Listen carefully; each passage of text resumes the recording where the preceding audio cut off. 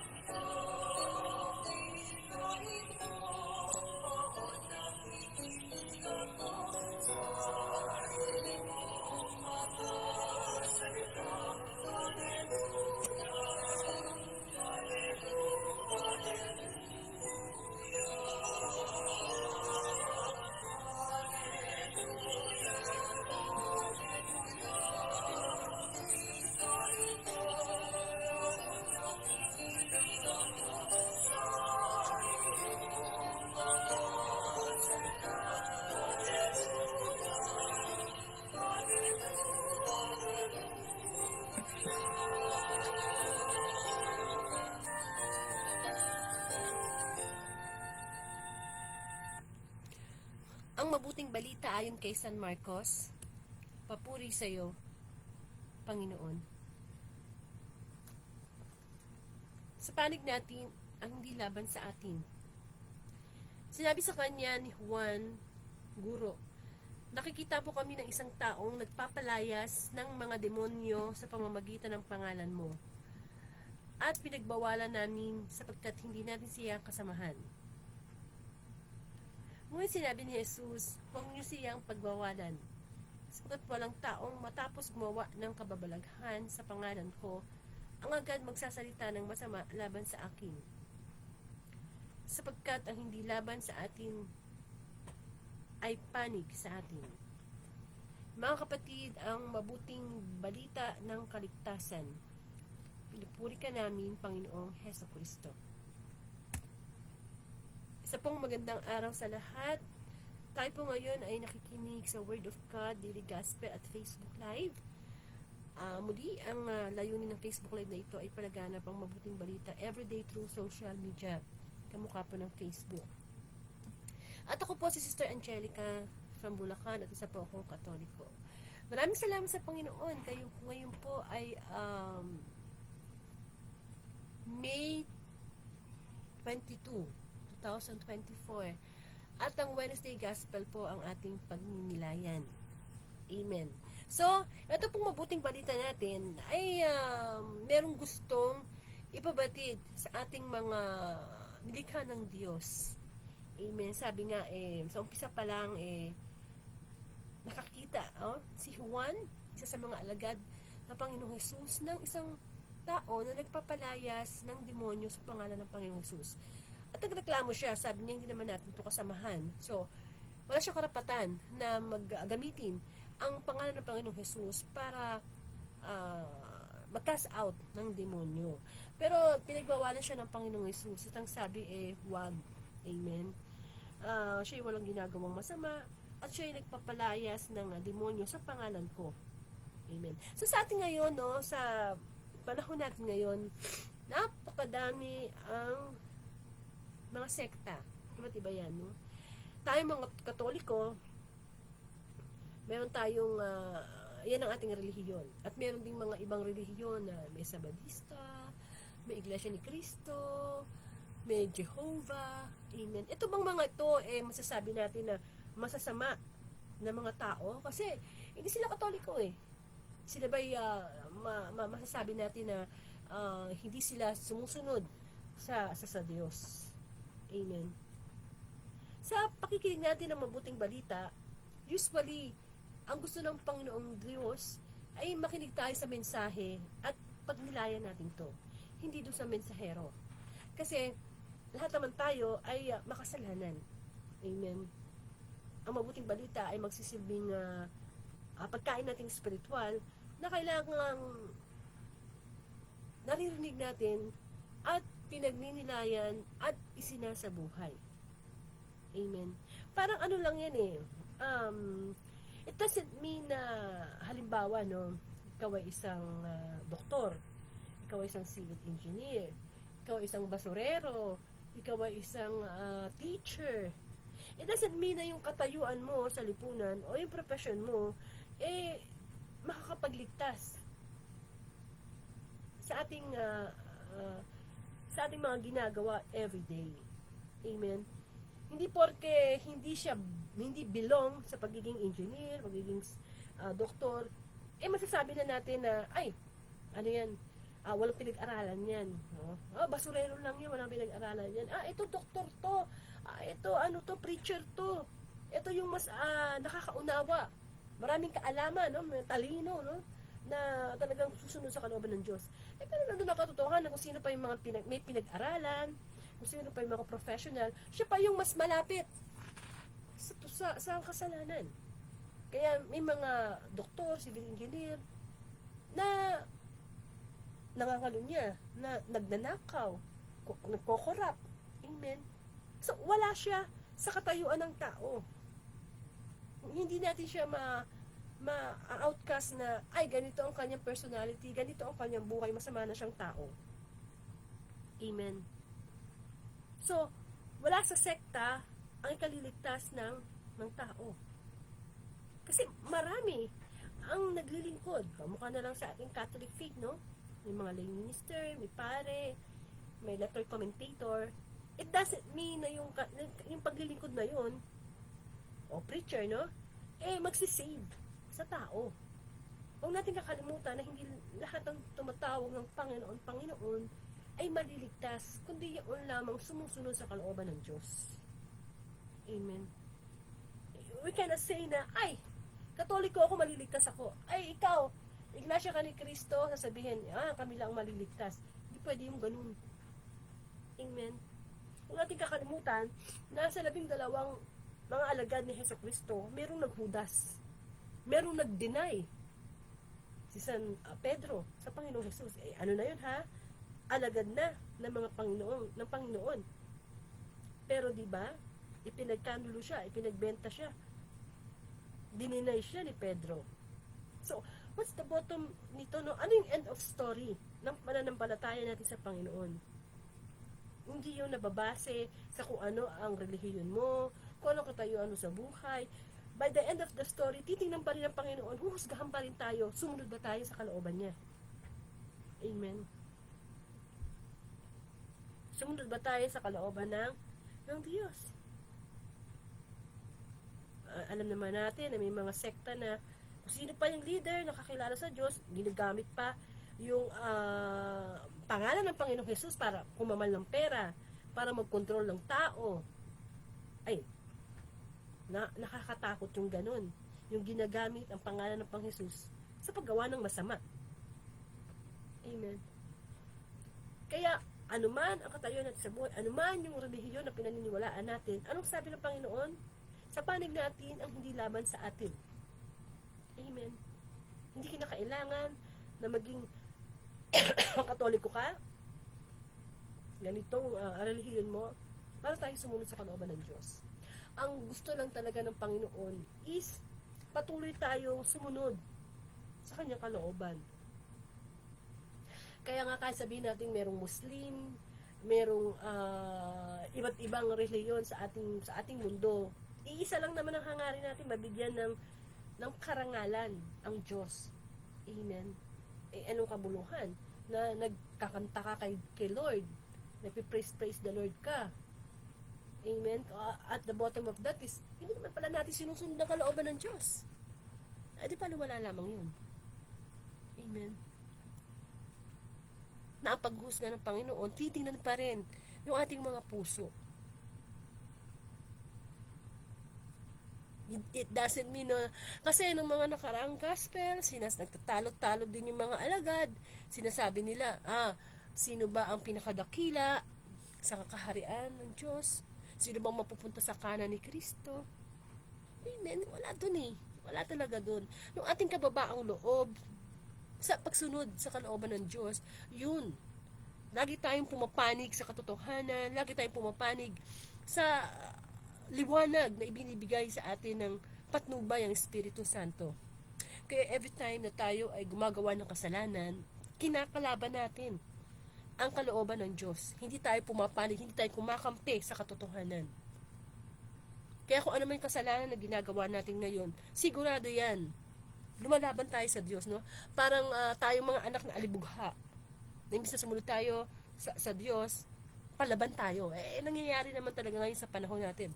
Maraming tayong mga nilikha na nagiging palaban sa Diyos, na hindi na tayo nakikinig sa utos ng Diyos. Hindi na tayo pumapanig sa katotohanan.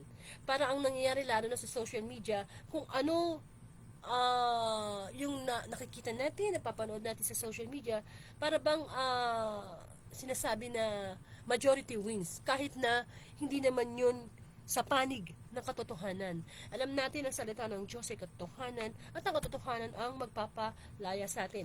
Everyday nagkakaroon tayo ng pagpili. Saan ba tayo panig? Mabuti o masama? Kasi tayo ay merong spiritual battle everyday. Kaya, pagnilayan natin, saan ba tayong panig? Amen. mabuti ang Panginoon. God is a fair God. Wala siya sa basihan ng katayuan natin sa buhay. Kay mahirap ka, kay mayaman ka, kay professional ka, kaya sabihin pa nating sabadista ka, iglesia ka ni Kristo, hindi tinitingnan ng Panginoon yun. Ang tinitingnan niya, tayo ba'y sumusunod sa kanyang kalooban? Amen. Kaya hindi totoo yung narinig natin, dito kayo, sa aming relihiyon, dito kayo maliligtas. Kapatid, hindi na nakikita sa panglabas na anyo ang pagsunod sa kalooban ng Diyos. Amen. Huwag sana tayong maging kamukha ng mga alagad na kung kailang, hindi ba, paparusahan na ang Panginoon, ipapako na sa krus, saka ano tawag doon, nag-iniwan ng Panginoong Jesus, no? Parang ano din yan relasyon. Amen. Matagal na kayong magkaibigan, mag-asawa, pero nung dumating ang pagsubok, nag-iwanan. Hindi na panig sa'yo, iiniwanan ka na. Sa ating buhay pananampalataya, hanggat nabubuhay tayo, gusto ng Diyos na hindi natin siya iiwanan. Hindi natin siya lalabanan. Panig tayo sa katotohanan. Kaya pag hindi tayo nakakarinig ng salita ng Diyos, anong nagiging panig natin? Kung anong sinasabi ng mundo? Kung anong sinasabi ng social media? Doon tayo nagiging panig. Kaya nga, di ba, maraming mga followers, ang mga content creator, na kung tutuusin, hindi siya panig sa Diyos. Na kung tutuusin, nag-glorify ang kanilang mga sarili. Kaya mag-iingat tayo, lalo na ang social media ngayon ay napakalakas mag-impluwensya sa atin. Huwag natin kakalimutan na ang naghahari sa mundong ito ay si Satanas. At gusto ni Satanas, sa kanya tayo pumanig. Bakit? Likas tayong makasalanan Likas tayong makalaman Amen. Kaya lagi nating iisipin na ang mga gawang nasa libutan ay hindi panig sa kalooban ng Diyos. Sinasabi natin na mahal natin ang Diyos, nasusunod tayo sa Diyos, nakilala natin ang Diyos, pero pag dumadating na yung pagsubok, nawawala tayo sa kanyang panig. Kinakalaban natin ang Panginoon. Kasi anong nangyayari ngayon, nagkakaroon na tayo ng sariling katwiran naghanap na ang sinabi ng Biblia na darating ang panahon, hindi na makikinig ang tao sa salita ng Diyos, magkakaroon na tayo ng sariling batas, sariling pinaniniwalaan, sariling pinapanigan. Nangyayari na nga yun. Nangyayari na yun. Amen. Yung tipong pag sinabi ng Diyos na bawal, masama ang pangangalo niya, hindi natatanggapin ng tao yan. Papanig na yan kung ano ang gusto natin, kung anong gusto nating bilang isang tao. Kaya nga, di ba, laganap ang mga divorce, ang mga abortion, kasi panig na meron ng pinaniniwalaan ng tao na ayaw ng Diyos. Sa araw-araw na ginawa ng Diyos sa atin, isipin din natin, pag nilaya natin, teka muna, ito bang ginagawa akong kasalanan kakampi ko ba ang Diyos? O kinakalaban ko siya? Amen. So, anuman ang kinalalagyan natin, kung tayo ay Katoliko, maging Katoliko tayo, pero ang gusto ng Diyos, yung pagsunod pa rin.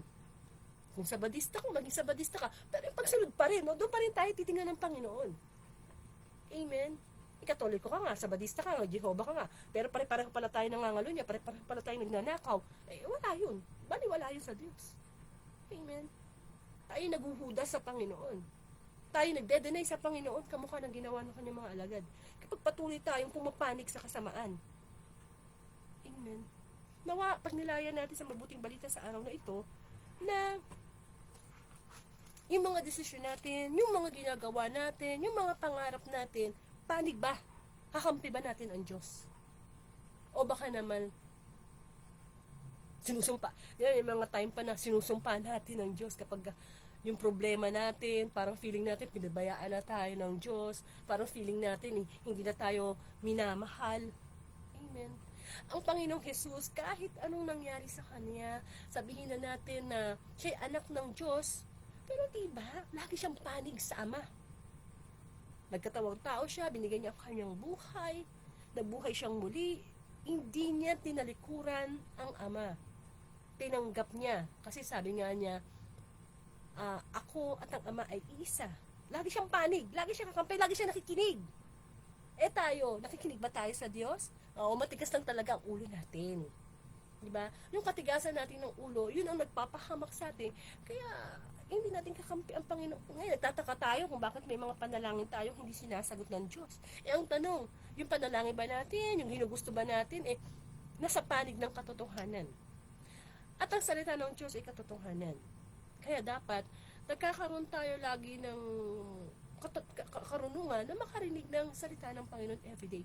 Kaya nga merong daily gospel. Bilang mga Katoliko, everyday may daily gospel. Hindi lang every Sunday na makakarinig tayo ng gospel. Everyday. Kasi para laging napapaalala sa atin ng Diyos na ito ang panig mo. Ito ang panig ko. Ito ang katotohanan. Amen. Upang sa ganun, lagi nating maalala na ayokong kalabanin ang Diyos. Pag ginawa ko yung kasalanan na yun, kalaban ko ang Diyos dyan. Amen. Wala na sigurong pinakamagandang kakampi sa buhay, lalo na sa panahon ng pagsubok, ay pumanig tayo sa Panginoon. At naniniwala tayo na hindi tayo pababayaan ng Diyos hanggat panig tayo sa Kanya. Sabi nga, kung ang Diyos ay panig sa atin, sino ang lalaban sa atin? Kakampi na natin ng Diyos Sino pang lalaban? Wala na, no? Mabigat pa sa tibay ng pader. Sanggain ka ng mga pagsubok, hindi kaya. Kasi kasama na natin pinakamakapangyarihan sa lahat Kahit na may pinagdadaanan tayo ngayong mga problema, mga pagsubok na parang feeling natin, matatapos pa ba doon? Kasi minsan na mga pagsubok dumadating ng paulit-ulit, hindi inaasahan, basta question pa natin agad. No. Ang salita ng Panginoon ay pure na pure yan. Walang mali dyan. Tayo lang lagi nagkakamali. Hanggat tinitingnan natin yung panig natin, no? Kasi tayo mga tao bilang mga kasalanan, meron tayong panig At ano yung panig natin? Yung masunod yung gusto natin. Yung inaabuso natin yung ating free will. Lahat tayo may free will Meron tayong malayang pumili. Kaso kapag inaabuso natin, lagi natin sinasabi na, akin to, masaya ako dito, wala akong pakialam sa inyo. Panig ng demonyo ang ating ipinapairal sa ating buhay. Amen. Kaya pag-isip-isipan din natin sa buhay natin everyday, lahat ba ng ginagawa natin, panig sa Diyos, gusto ng Diyos. Amen. Nawa, excuse me, nawa mapagnilaya natin ang salita ng Diyos, nagpapaalala sa atin na sino ba ang kakampi natin sa ating pananampalataya. Sino ba yung dapat na kinakalaban natin, no? Madali namang kalaban ang demonyo basta ang Diyos ay sumasa atin. Mahirap lang kalabanin ng demonyo kapag tayo pa yung mismo yung pumpanig sa kanya. Ano kuminsan tayo pa yung nagbubukas ang pinto, halika demonyo, pumasok ka sa buhay ko. Di po ba? Kaya nawa, lagi nating maitanim sa ating puso na panig ako kay Kristo, panig ako sa katotohanan, at hindi ko siya lalabanan. Amen. Magkaroon po tayo ng closing prayer.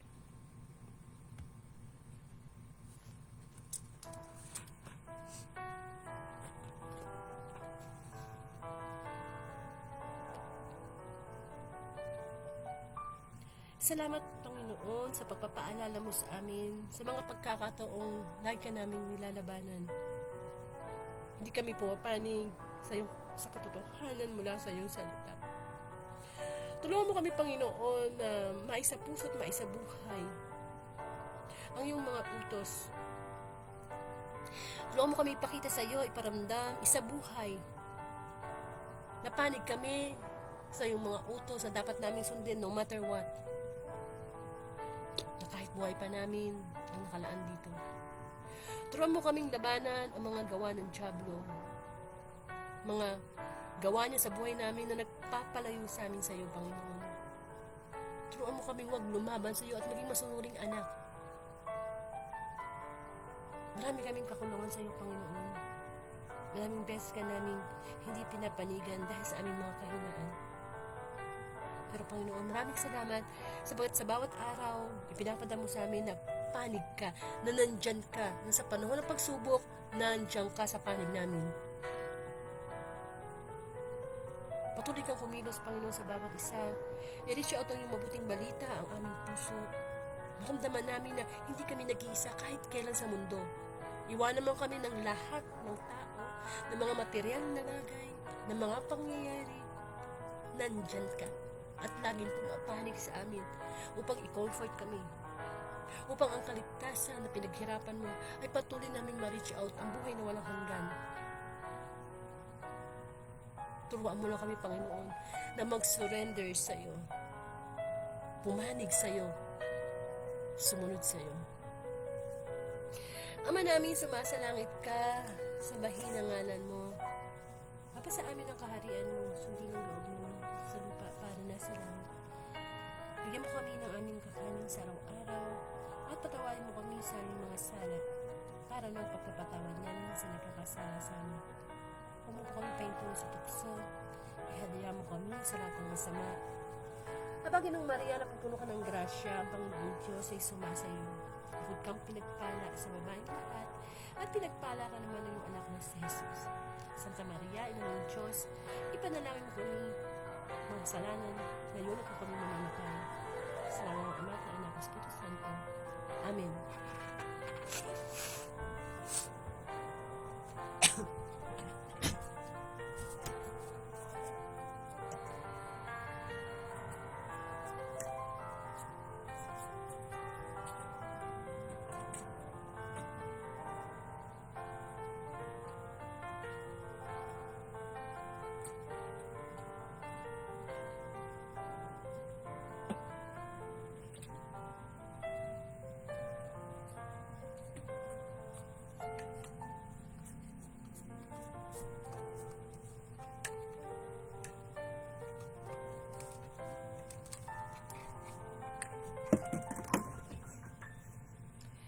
Maraming salamat, Panginoon, sa iyong mabuting balita, sa iyong banal na mensahe.